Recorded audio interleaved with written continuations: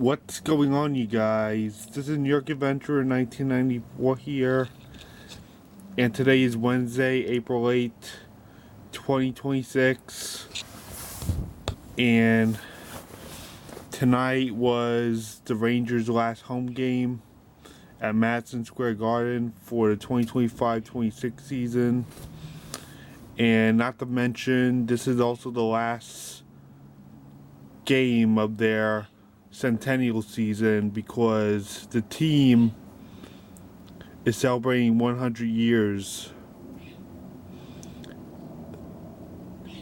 The New York Rangers are celebrating 100 years this season.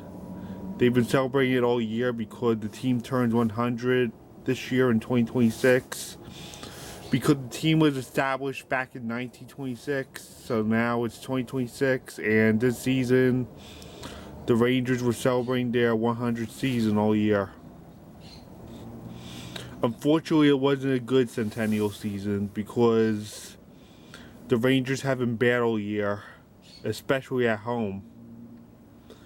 They've been doing better on the road, but not really at home. They only had like 14 wins at home.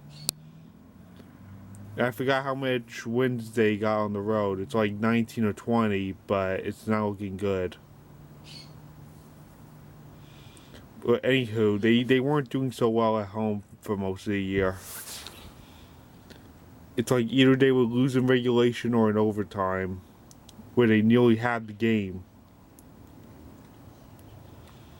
But overall, their home record was really bad this year. And they've been in last place for the second half of the season, like since January. So, unfortunately, it hasn't been a good centennial year for them, celebrating their 100 years of the team. Tonight was the last night at Madison Square Garden, and they had the ceremony after the game where they take their jerseys off and they sign them and give them to fans. It's like an interesting event that happens in the last home game of the season. You know, the Rangers take their jerseys off and they sign them and give them to fans on the ice, and sign hockey sticks and pucks, you name it. It's like an interesting event that happens in the last game of the season. So with the lights out until next fall at Madison Square Garden, I won't see the Garden again until the fall for the start of the 2026-27 season. And boy, this has been a god-awful centennial year for them. They spent it in last place in the second half. Oh, anywho, I want to talk about the changes that happened in the Atlantic Division with all the teams. A lot of interesting changes happened with the teams in the Atlantic. It's been a huge transformation for everyone in the division that year. So, for the first time in 15 years, the Buffalo Sabres have clinched the Stanley Cup playoffs for the first time since 2011. Can you believe that? 15 years and the Sabres are back in the playoffs. Let's hope the Jets do the same thing one year because they haven't made the playoffs since that time too. And the Jets have the longest playoff drought in the NFL. Hopefully the Jets could change that. But the Sabres finally ended their long playoff drought of 15 years, and they currently held the longest playoff drought. And I don't know who it's going to go to next. I don't know if it's going to be the Red Wings or the Flyers or the Sharks. We'll see what happens. We'll see who clinches the playoffs or misses out of those three. But the Sabres' long playoff drought is over. Finito. And yeah, it's going to be different this playoffs. We get to see the Sabres in the playoffs this year. And as for the Canadiens, the Habs' even year playoff drought is over. Their even year playoff curse has officially ended because they clinched the playoffs back on Sunday. So the Montreal Canadiens are making the playoffs for the first time in an even year since 2020. And they've been known for struggling in even years. They've been mostly making the playoffs in odd number years, even though they missed in odd years too. But hey, they actually had some luck in an even year for once. And this is their second straight year making the playoffs after they squeezed themselves into the playoffs in 2025 as a surprise underdog. And they played the Capitals in the first round, but unfortunately lost.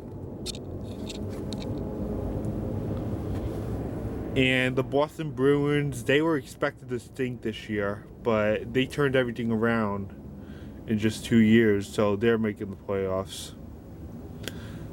And we're going to have to see what the Red Wings do. I don't know if there's still hope they're going to make the playoffs or not. They end up falling out in like the last minute of the season, unfortunately. By like March, they slowly started to slow down. I don't know if there's still hope for the Red Wings. I know there's a small possibility that exists where they might still make it, but the Flyers are starting to surge and so are the Blue Jackets, so I don't know what's going on. And I don't know what happened to the Red Wings. Hopefully they at least get lucky and make it. But the wild card in the Atlantic definitely goes to the Bruins. The one thing that hasn't changed is that the Bolts are making the playoffs. And they're tied with the Avalanche for the longest active playoff streak. And the Ottawa Senators have also gone to a wild card. That's a team we gotta watch too, whether they'll make a wild card or not, after they spent 8 years of struggling between 2017 to 2025. And the shocking transformations that happen is that the Panthers are not making the playoffs this year after winning the Stanley Cup for 2 years in a row, and they faced the Oilers for 2 straight years in the finals.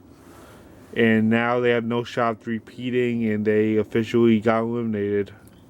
And they're not making the playoffs this year for the first time since 2019. So it's a no-show for a repeat. And besides, we need another Stanley Cup champion anyways. I'm really hoping it's the Oilers this year. And unfortunately, the Toronto Maple Leafs are not in the playoffs this year for the first time in 10 years since the 2015-16 season. They last missed the playoffs back when I was in 9th grade, and now they're missing for the first time in 10 years. I'm kind of happy about it because Tavares is on the team and I can't stand him.